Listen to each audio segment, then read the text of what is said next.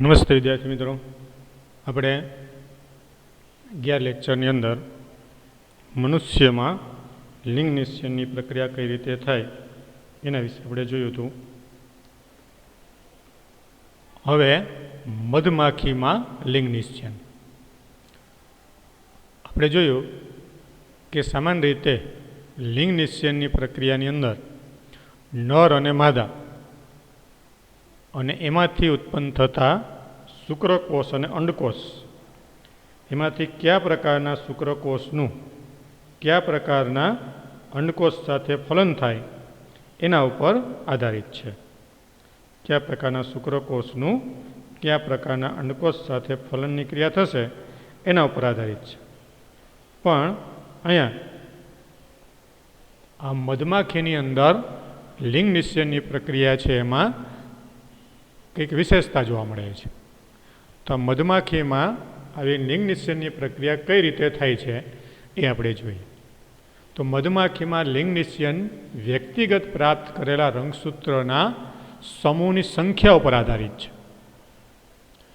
એમાં સામાન્ય રીતે વ્યક્તિગત રીતે રંગસૂત્રના સમૂહ એટલે કે એના સેટ કેટલા એને પ્રાપ્ત થાય છે એના ઉપર આવી લિંગ નિશ્ચયનની ક્રિયાનો આધાર છે. જેમ કે સંતતિ શુક્રકોષ અને અંડકોષના જોડાણથી બને તો માદા તરીકે એ વિકાસ પામશે. જો શુક્રકોષ અને અંડકોષ આ બંને વચ્ચે જોડાણ થાય એટલે કે ફલન થાય અને એનું ફલન થઈ અને પછી એમાંથી જો એનું ફલિતાંડ વિકાસ પામશે તો એ માદા એટલે કે એ રાણી અથવા તો કાર્યકર માખી તરીકે એ વિકાસ પામશે. અને જો અફલિત અંડકોષ અસંયોગી જનનની ક્રિયા દ્વારા વિકાસ પામશે તો આ પ્રકારનો જે ફલિતાંડ છે એ નર તરીકે વિકાસ પામશે. એટલે કે જેને ડ્રોન તરીકે ઓળખવામાં આવે. આવો જે નર વિકાસ પામે એને ડ્રોન તરીકે ઓળખવામાં આવે. જે આપણને બાજુમાં અહીંયા ચાર્ટ દ્વારા દર્શાવેલું છે કે ડ્રોસોફિલાના આ પિતૃઓ એટલે કે આ જે માદા જે છે એની અંદર 32 રંગસૂત્રો આવેલા હોય અને નરની અંદર 16 રંગસૂત્રો આવેલા છે. જો અહીંયા રંગસૂત્રોની સંખ્યામાં ઘણો બધો ફેરફાર છે. આપણે જોયું કે ડ્રોસોફિલા માખી હોય તેમાં રંગસૂત્રોની સંખ્યા સરખી હોય નર અને માદામાં. પછી તીતી ઘોડાની અંદર X0 રંગસૂત્ર હોય એટલે એની અંદર એક રંગસૂત્ર ઓછું હોય. મનુષ્યની અંદર 23 જોડી રંગસૂત્ર નર અને માદામાં આવેલા હોય. પણ અહીંયા મધમાખીની અંદર માદા મધમાખીની અંદર 32 રંગસૂત્ર અને નરની અંદર 16 રંગસૂત્ર આવેલા છે.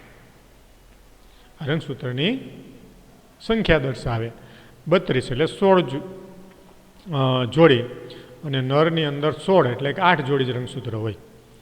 માદા કરતાં નરની અંદર રંગસૂત્રોની સંખ્યા ઓછી હોય. હવે આપણે જાણીએ છીએ કે આ બંને પિતૃઓ જે છે એમાં અર્ધસૂત્રી ભાજનની ક્રિયા દ્વારા માદા છે એ જનનકોષ નિર્માણ કરશે એટલે કે અંડકોષ નિર્માણ કરશે. એટલે એની અંદર 2 પ્રકારના અંડકોષ નિર્માણ થાય. કેટલાક અંડકોષ જે છે એની અંદર આમ તો સરખા જ રંગસૂત્ર ધરાવતા હશે પણ 2 પ્રકારના આવા અંડકોષ છે એ ઉત્પન્ન થશે 16 રંગસૂત્ર ધરાવતા. એ રીતે નરની અંદર અર્ધસૂત્રી ભાજનની ક્રિયા દ્વારા જનનકોષ નિર્માણ થતા નથી. એમાં સમસૂત્રી ભાજનની ક્રિયા થાય. એમાં અર્ધીકરણ જ થતું. માદા જે મધમાખી હોય એની અંદર અર્ધસૂત્રી ભાજનની ક્રિયા થાય, જ્યારે નર જે છે એની અંદર સમસૂત્રી ભાજનની ક્રિયા થાય છે. એટલે નરની અંદર અર્ધસૂત્રી ભાજનની ક્રિયા થાય એના માટે જનન કોષો જે છે એની અંદર અડધા રંગસૂત્ર ધરાવતા થઈ જશે. એટલે માદાની અંદર દરેક એના કોષોમાં 32 રંગસૂત્રો હશે તો જનન કોષોમાં 16 રંગસૂત્ર થઈ જશે.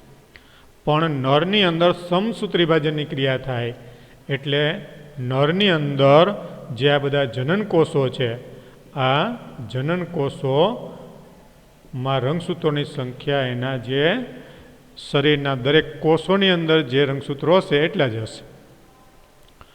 હવે જો આવા માદામાંથી નિર્માણ થયેલા અંડકોષનું જો આ શુક્રકોષ સાથે આ રીતે જો અંડકોષનું આ શુક્રકોષ સાથે ફલન થાય તો એમાં 32 રંગસૂત્ર થઈ જશે અને આવી જે મધમાખી છે માદા તરીકે વિકાસ પામશે. પણ જો આ જનન કોષનું ફલન થયા વગર જ એમાંથી માખીનો વિકાસ થાય તો એ નર મધમાખી તરીકે વિકાસ પામશે અને એમાં રંગસૂત્રોની સંખ્યા 16ની જશે. આ રીતે આપણે આગળ પણ જોઈ ગયા છીએ કે જો શુક્રકોષ અને અંડકોષ અથવા તો નરજન્યુ અને માદાજન્યુ આ બંને વચ્ચે ફલનની ક્રિયા થયા વગર જ જો અંડકોષમાંથી સીધો જ સજીવનો વિકાસ થતો હોય તો આ ઘટનાને આપણે અસંયોગી જનન એમ કહીએ છીએ.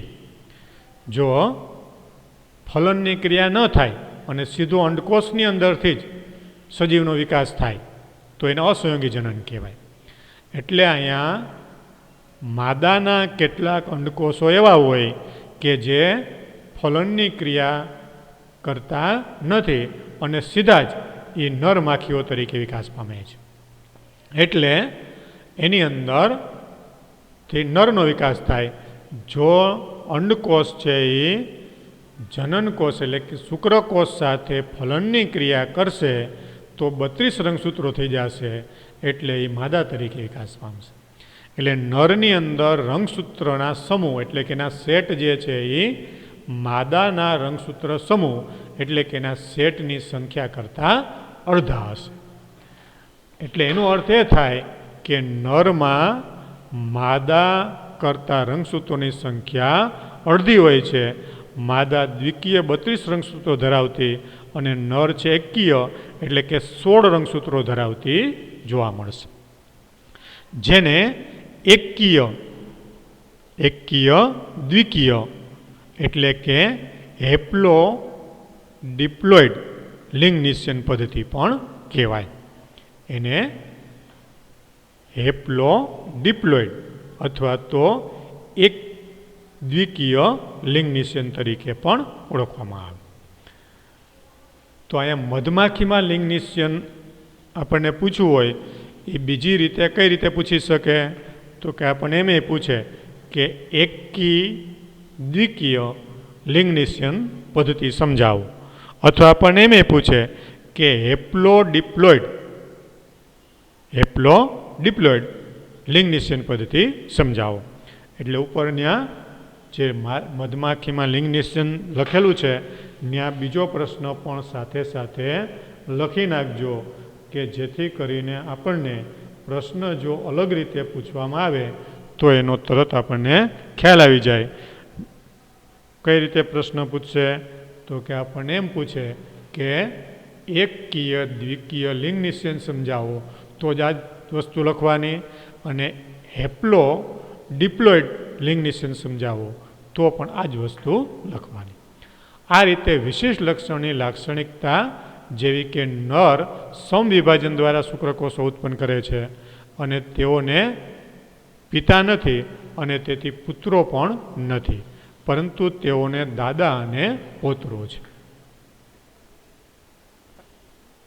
એટલે જો અહીંયા એક વિશેષ પ્રકારની ઘટના બની કે નર જે છે સમવિભાજનની ક્રિયા દ્વારા શુક્રકોષ ઉત્પન્ન કરશે એટલે તેઓને પિતા નથી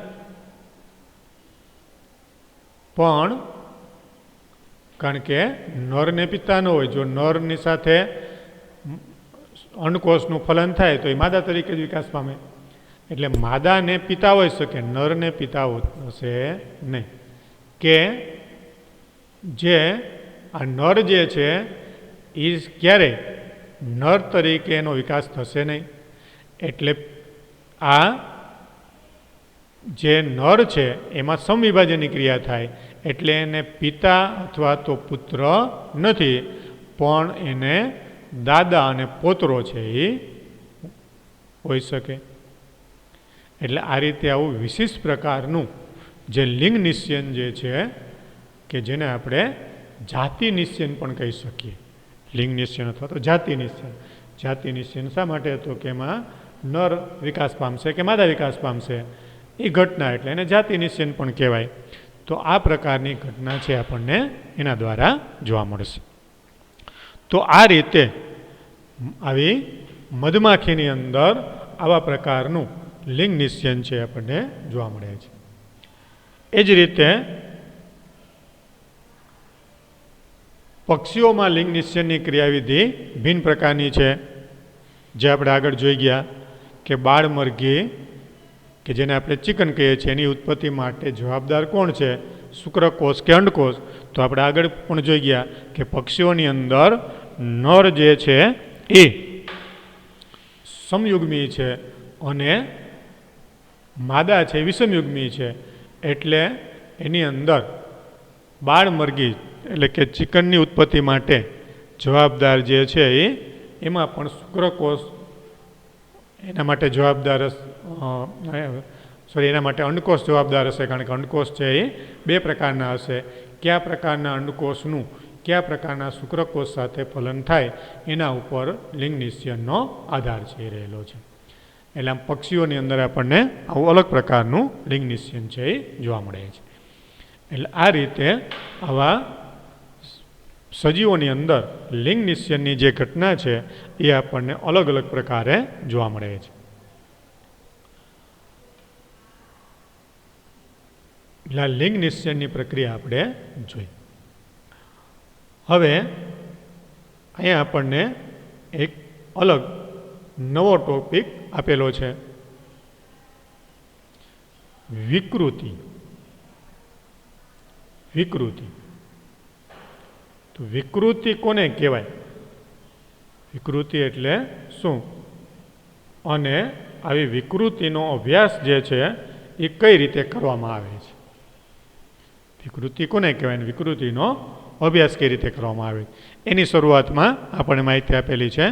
અને પછી દૈહિક રંગસૂત્રો અને લિંગી રંગસૂત્રો. દૈહિક રંગસૂત્ર અને લિંગી રંગસૂત્ર એની આવી વિકૃતિઓ કઈ રીતે જોવા મળે છે એના ઉદાહરણ સહિત આપણને વિસ્તૃત માહિતી આપેલી છે. તો વિકૃતિ શું છે? વિકૃતિ એ શું છે એની આપણને શરૂઆતમાં આવી માહિતી આપેલી છે. તો વિકૃતિ એ એવી ઘટના છે જેના પરિણામે ડીએનએના અનુક્રમમાં વૈકલ્પિક બદલાવ પ્રેરાય છે અને એના પરિણામ સ્વરૂપે સજીવના જનીન પ્રકાર અને સ્વરૂપ પ્રકારમાં પરિવર્તન આવી જાય છે. વિકૃતિ શું છે? તો કે વિકૃતિ એ કેવી ઘટના છે? તો કે વિકૃતિ એવી ઘટના છે કે જેમાં ડીએનએના અનુક્રમમાં વૈકલ્પિક બદલાવ પ્રેરાય છે. ડીએનએની અંદર જે જનીન સંકેત હોય ને, આપણે જાણીએ છીએ ને કે ડીએનએ જે છે એ એના જનીન સંકેત દર્શાવે. આપણે એની સામે ટી હોય ને યુની સામે સી હોય ને એવા પ્રકારના જે આપણે એ યુ સી ટી આ પ્રકારના જે એના ન્યુક્લિયોટાઇડ છે, જેને આપણે શું કહીએ છીએ ન્યુક્લિયોટાઇડ, એ ન્યુક્લિયોટાઇડનો ચોક્કસ ક્રમ હોય. પણ આવો જે ક્રમ જે છે એ અચાનક જ કોઈ પણ કારણસર બદલાઈ જાય. અને જો આવો ડીએનએનો આવો અનુક્રમ એટલે કે એના ન્યુક્લિયોટાઇડનો જે ક્રમ છે એ બદલાઈ જાય તો જનીન છે એ બદલાઈ જાય. એટલે એને કારણે જનીન પ્રકાર અને સ્વરૂપ પ્રકાર છે એમાં પણ પરિવર્તન આવી જાય, એમાં પણ ફેરફાર થાય. આમ પુનઃસંયોજન સિવાય વિકૃતિ જે છે એ અસાધારણ ક્રિયા છે જે ડીએનએમાં વિવિધતા લાવે છે. આ રીતે જે પુનઃસંયોજન સિવાય વિકૃતિ જે છે એ અસાધારણ ક્રિયા છે જે ડીએનએમાં વિવિધતા લાવે છે. વિકૃતિ એવા પ્રકારની ઘટના છે કે જેને કારણે પુનઃસંયોજિત એવા પ્રકારની ઘટનાઓ બને કે જેને કારણે ડીએનએની અંદર વિવિધતા આવે. અને આ પ્રકારની જે વિવિધતા જે છે એ કઈ રીતે આવે છે, કઈ રીતે એની અંદર એનું દ્વિગુણન થાય છે, અથવા તો કોઈ જનીનો જે છે એ અલગ અલગ રીતે એમાં ફેરફાર થાય છે, બેવડાય છે. તો આ પ્રકારની જે પ્રક્રિયા છે એનો વિસ્તૃત જે આપણે અભ્યાસ છે એ 6થા પ્રકરણની અંદર કરવાનો છે. અહીંયાની આપણને સામાન્ય માહિતી આપેલી છે કે પ્રત્યેક રંગસૂત્રિકામાં એક છેડાથી બીજા છેડા સુધી સળંગ અત્યંત ગૂંચળા સ્વરૂપે ડીએનએનું એક કુંતલ આવેલું હોય. આપણે જાણીએ છીએ કે ડીએનએનું આપણે એક કુંતલ લઈએ તો એની અંદર પ્રત્યેક રંગસૂત્રિકા શેની બનેલી છે? તો કે એના એક છેડાથી બીજા છેડા સુધી ગૂંચળા સ્વરૂપે ડીએનએનું એક કુંતલ આવેલું છે. એટલે રંગસૂત્રિકા જે છે ડીએનએની બનેલી છે. એનો અર્થ શું થાય? રંગસૂત્ર જે છે એ રંગસૂત્રિકાનું બનેલું છે. રંગસૂત્રિકા છે શેની બનેલી છે? તો કે ડીએનએની બનેલી છે. અને ડીએનએ ખંડનો લોપ અથવા તો દ્વિગુણન રંગસૂત્રોમાં ફેરફાર કરે છે. કે આ ડીએનએનો દરેક જે ખંડ છે જેને આપણે ACT જી એવા પ્રકારે ન્યુક્લિયોટાઇડથી લઈએ છીએ ને, તો એ જે ખંડ છે જે તમે ડીએનએની રચનામાં 11th અંદર ભણી ગયા છો, તો આ ડીએનએનો જે દરેક ખંડ છે એની અંદરથી એના છેડાના ભાગે અથવા તો કોઈ પણ જગ્યાએ એનો લોપ થાય. એટલે કે ત્યાંથી ડીએનએનો ખંડ છે એ દૂર થઈ જાય, કોઈ પણ કારણસર દૂર થઈ જાય, અથવા તો એમાં કોઈ નવા ખંડો જે છે એ ઉમેરાઈ જાય તો એને દ્વિગુણન કહેવાય. દૂર થઈ જાય તો એને ડિલેશન તરીકે ઓળખવામાં આવે. અને દ્વિગુણન થાય એટલે ડુપ્લિકેશન થયું, નવા ડીએનએના ખંડો એમાં ઉમેરાઈ જાય. તો આવી ડીએનએના ખંડોનો લોપ અથવા તો દ્વિગુણન એ રંગસૂત્રની અંદર શું કરશે? તો કે એની અંદર ફેરફાર પ્રેરે અને જનીન રંગસૂત્રમાં સ્થિત માનવામાં આવે છે. કે આ જનીન છે એ ક્યાં આવેલું છે? તો કે રંગસૂત્રની અંદર આવેલું છે.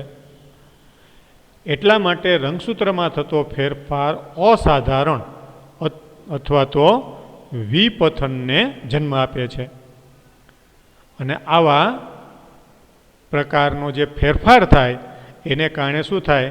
તો કે રંગસૂત્રમાં આવો ફેરફાર થાય તો એ અસાધારણ અથવા તો વિપથન રંગસૂત્ર એના દ્વારા નિર્માણ થાય, વિપથનને જન્મ આપે.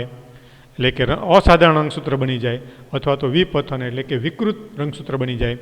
અને આવા રંગસૂત્રીય વિપથન કેન્સર કોષોમાં સમાન રીતે આપણે જોવા મળે છે. કે જે વ્યક્તિને કેન્સર થયું હોય એ કેન્સરના જો કોષોની અંદરથી આપણે આવા રંગસૂત્રને લઈએ તો એની અંદર આવા પ્રકારના ડીએનએના જે ખંડો છે એ તો કાં તો લોપ થયા હોય અથવા તો એનું દ્વિગુણન થયું હોય, જેને કારણે કેન્સર થયું હોય. એટલે આ રીતે આવી રંગસૂત્રની અંદર રહેલા ડીએનએના જે ખંડો છે એમાં લોપ થવાની ક્રિયા અથવા તો એનું દ્વિગુણન થવાની ક્રિયા જે છે એને કારણે આવી વિકૃતિ છે એ નિર્માણ થાય છે. અને આ પ્રકારની જે વિકૃતિ જે છે એ ડીએનએના ખંડની અંદર કેવા પ્રકારની અસર થાય એને કારણે થાય, જેની માહિતી આપણને આગળ 6થા ચેપ્ટરની અંદર આપેલી છે. અહીંયા તો આપણને ખાલી એના ઉદાહરણ આપેલા છે, એના આવી દ્વિગુણન કે આવી વિપથનની જે અસાધારણ જે પ્રક્રિયાઓ થાય છે એના ખાલી ઉદાહરણ આપણને આપેલા છે. એટલે આવી ડીએનએની કોઈ પણ જગ્યાએ એના જે નાઇટ્રોજન બેઝની જે જોડીઓ હોય, ડીએનએની એક બેઝની જોડમાં પણ જો આવું પરિવર્તન થાય, આખા ખંડની અંદર તો ઠીક, પણ કોઈ એક જોડની અંદર પણ આવું પરિવર્તન થાય તો એને કારણે વિકૃતિ થાય. અને આ પ્રકારની વિકૃતિને પોઈન્ટ મ્યુટેશન તરીકે ઓળખવામાં આવે. જો એના ડીએનએની અંદર આવી વિકૃતિ જે છે એટલે કે લોપ થવાની ક્રિયા અથવા તો દ્વિગુણન થવાની જે આવી કોઈ પ્રક્રિયા જે છે એ કોઈ એક જ નાઇટ્રોજન બેઝની જોડમાં થાય તો એને પોઈન્ટ મ્યુટેશન કહેવાય. તો એને શું કહેવાય? પોઈન્ટ મ્યુટેશન તરીકે એને ઓળખવામાં આવે. અને આવું પોઈન્ટ મ્યુટેશનનું જાણીતું ઉદાહરણ જે છે એ સિકલ સેલ એનિમિયા છે. એનું જાણીતું ઉદાહરણ સિકલ સેલ એનિમિયા એટલે કે એક પ્રકારની રક્તકણોની ખામી છે, જેની આગળ આપણને વિસ્તૃત માહિતી આવશે ત્યારે આપણે જોશું કે સિકલ સેલ એનિમિયાની અંદર રક્તકણોની અંદર ખામી સર્જાય છે અને આવા રક્તકણો જે છે એ ખામીયુક્ત બની જાય છે. અને આવા ખામીયુક્ત જે રક્તકણો છે એનો આકાર જે છે સિકલ એટલે દાંતરડા જેવો આકારનો બની જાય.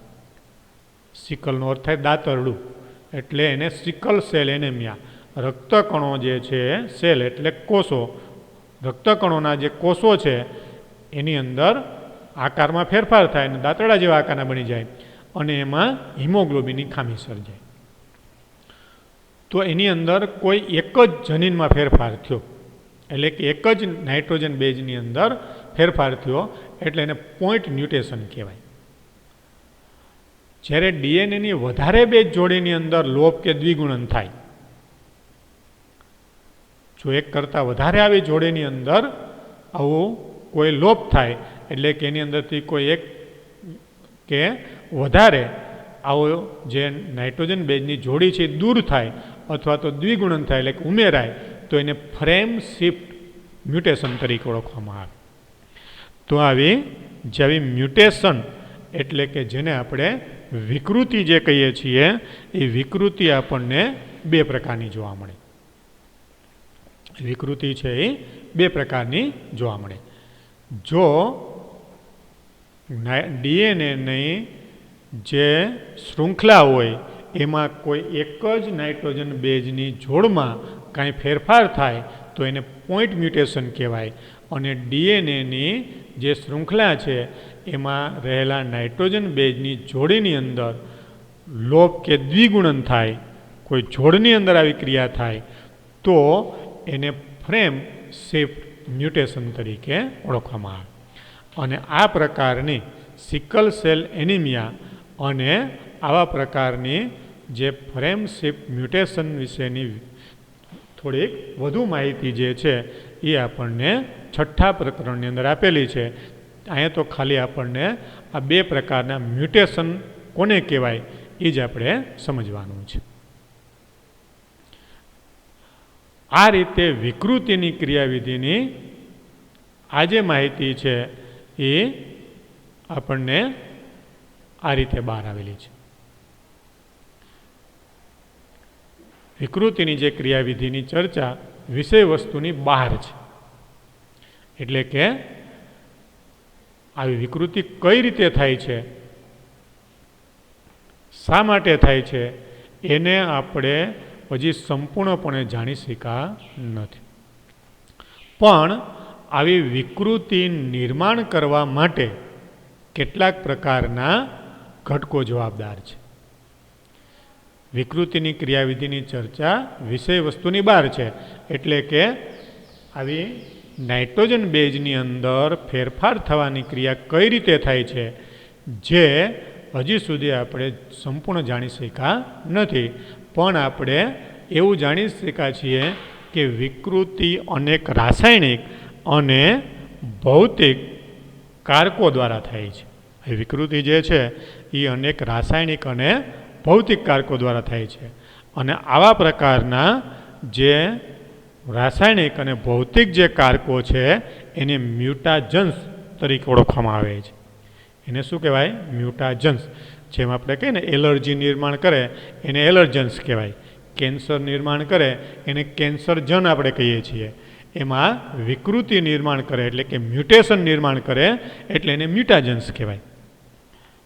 અને આવા જે મ્યુટાજન્સ ઘણા બધા હોઈ શકે, જેમાં ખાસ કરીને આ જે પારજાંબલી વિકિરણો કે જેને આપણે અલ્ટ્રાવાયોલેટ કિરણો કહીએ છીએ એ વિકૃતિ પેદા કરવા માટે એક અગત્યનું મ્યુટાજન છે. પારજાંબલી કિરણો કે જેને આપણે અલ્ટ્રાવાયોલેટ કિરણો કહીએ છીએ, એવા અલ્ટ્રાવાયોલેટ જે કિરણો છે એ આવી વિકૃતિ નિર્માણ કરવા માટે જવાબદાર એક અગત્યનું પરિબળ છે. પારજાંબલી કિરણો કે જે વિકૃતિ પેદા કરવા માટેનું એક મ્યુટાજન છે. આવા ઘણા બધા મ્યુટાજન્સ હોઈ શકે, જે કોઈ રાસાયણિક પદાર્થો પણ હોઈ શકે અને કોઈ એવા પ્રકારના ભૌતિક પદાર્થો પણ હોઈ શકે. પણ આવા જે વિકૃતિ નિર્માણ કરવા માટે જવાબદાર આવા જે પદાર્થો છે એને મ્યુટાજન તરીકે ઓળખવામાં, અને બહુ વચનમાં હોય તો મ્યુટાજન્સ એટલે એક કરતાં વધારે, અને મ્યુટાજન એટલે આ પારજાંબલી કિરણો એનું એક ઉદાહરણ એટલે એ મ્યુટાજન. એટલે આ રીતે વિકૃતિ જે છે એ નિર્માણ થતી આપણને જોવા મળે છે. તો આ રીતે મ્યુટેશન એટલે કે જે વિકૃતિ જે છે એ અલગ અલગ રીતે ડીએનએના બંધારણની અંદર ફેરફાર થવાને કારણે નિર્માણ થતી એક પ્રકારની પ્રક્રિયા છે. અને એના માટે અલગ અલગ પ્રકારના રાસાયણિક કે ભૌતિક જે કારકો છે એ જવાબદાર છે. હવે આ પ્રકારની જે વિકૃતિઓ છે કે આવી જે ખામીઓ છે એ જનીનોને કારણે થાય.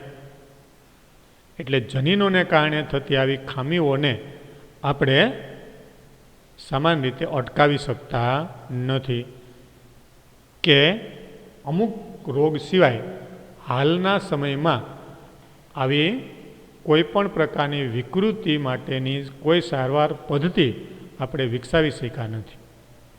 અમુક રોગો માટેની વિકસાવી શક્યા છીએ પણ એ પણ હજી સંપૂર્ણ નથી. પણ આ પ્રકારની વિકૃતિને આપણે ફેલાતી અટકાવી શકીએ, એને ફેલાતી અટકાવી શકાય. અને એને ફેલાતી અટકાવવા માટે આવી જનીનિક જે અનિયમિતતાઓ, જીનેટિક જે આવી વિકૃતિઓ છે એ વિકૃતિઓને આપણે ફેલાતી અટકાવવા માટે વંશાવળી પૃથ્થકરણની મદદથી એને આપણે ફેલાતી અટકાવી શકીએ. જેમ આપણે એમ કહીએ છીએ ને કે જે અત્યારે જે કોરોના નામનો જે વાયરસ દ્વારા થતો રોગ છે એના માટેની કોઈ રસી કે દવા નથી, એટલે આપણે એને અત્યારે અટકાવી શકતા નથી. પણ આપણે એને ફેલાતો રોકી શકીએ. કઈ રીતે? તો કે જેને આપણે સોશિયલ ડિસ્ટન્સીસ, પછી આપણે માસ્ક પહેરવું, એ જ રીતે જુદી જુદી રીતે એવા કોઈ ચેપગ્રસ્ત વિસ્તારો હોય તો એની અંદર આપણે ખાસ ધ્યાન રાખવું. આપણા હાથ જે છે એને સેનિટાઈઝર કરવા કે એને સારી રીતે ધોવા, તો એને આપણે ફેલાતો અટકાવી શકીએ. પણ જ્યાં સુધી એના માટેની કોઈ સારવાર પદ્ધતિ કે રસીઓ વિકાસ ન પામે ત્યાં સુધી આપણે એની અંદર બીજું કંઈ કરી શકતા નથી. એમાં વિકૃતિઓ જે છે એના માટે, એને અટકાવવા માટે આપણે કોઈ એવા પ્રકારની સારવાર પદ્ધતિ, દવાઓ કે રસીઓ નથી, પણ એને આપણે સમાજમાંથી એને ઓછી કરી શકીએ, એને આપણે ઘટાડી શકીએ. તો એ ઘટાડવા માટે વંશાવળી પૃથ્થકરણ કરવામાં આવે. એટલે કે પરંપરાગત આ પ્રકારની વિકૃતિ છે એ સામાન્ય રીતે લોકોની અંદર ફેલાતી હોય છે. એટલે એના માટેની આપણે આવી પ્રક્રિયા કરી, એની વંશાવળી પૃથ્થકરણ કરી અને એની માહિતી આપણે મેળવી અને આપણે આ પ્રક્રિયાને અટકાવી શકીએ.